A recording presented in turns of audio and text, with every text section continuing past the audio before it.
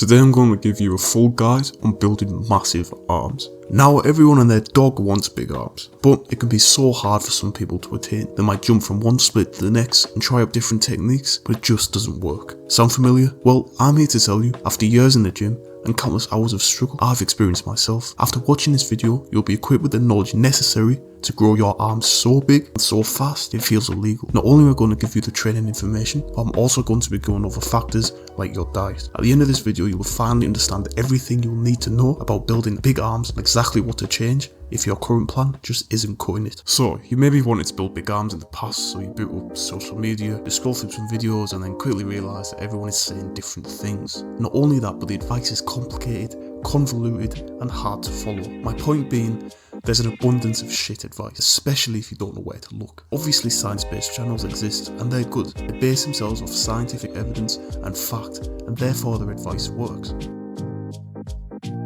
For someone who wants a straightforward, short and easy guide that they can constantly come back to and take advice from without being confused at any point, then you've come to the right place. In this video I'll give you the science-based evidence, like those science-based channels, while making it extremely simple and easy to understand. So stick around next as we go over the training necessary to build those big arms. Before we go over what to do, we have to first understand that the one true arm program doesn't exist. It's not one size fits all, but what does exist is the best arm program for you, and that will take trying out different exercises that you like best. But I'll give you a basic plan now that you can change and build on over time. So here it is.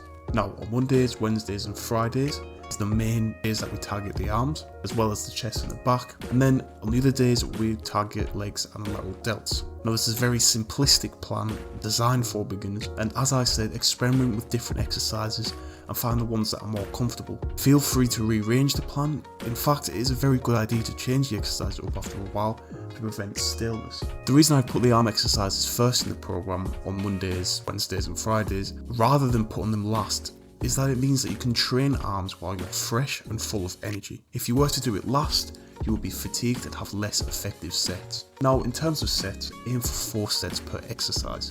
You can get away with 3 though if you're short on time, and each set try to reach failure or around failure, as that's the most important factor. Now a lot of people will say that you need to get a massive stretch, your form needs to be on point. Doesn't. The main thing is to get close to failure. Now if you don't know what the right technique is on an exercise, then just look it up. Unless it's a dangerous compound movement or unless your technique's horrendously wrong, it's okay to get the exercise a little bit wrong, as long as you're going somewhat close to failure, like I stated before.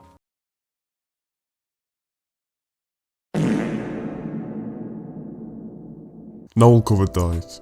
Now the main thing is your protein intake and how much calories you're eating.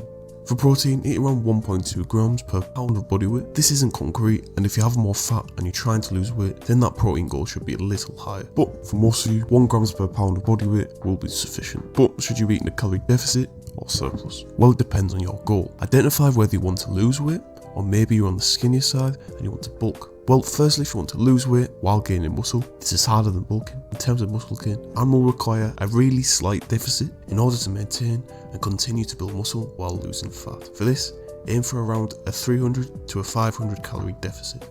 Now, if you wish to bulk, the same principles apply. Aim for 300 to 500 deficit again, with an exception if you're really skinny. Then you can afford to up them a little more. Just remember to go slow so you don't end up fat with no muscle. Now, find your maintenance calories using a maintenance calorie calculator. You can find this for free on Google. While this isn't 100% accurate, it's the fastest way of doing this. I also believe FitnessPal has one as well, where you just input your height, your weight, etc. and it gives you a calorie goal, so that might be easier.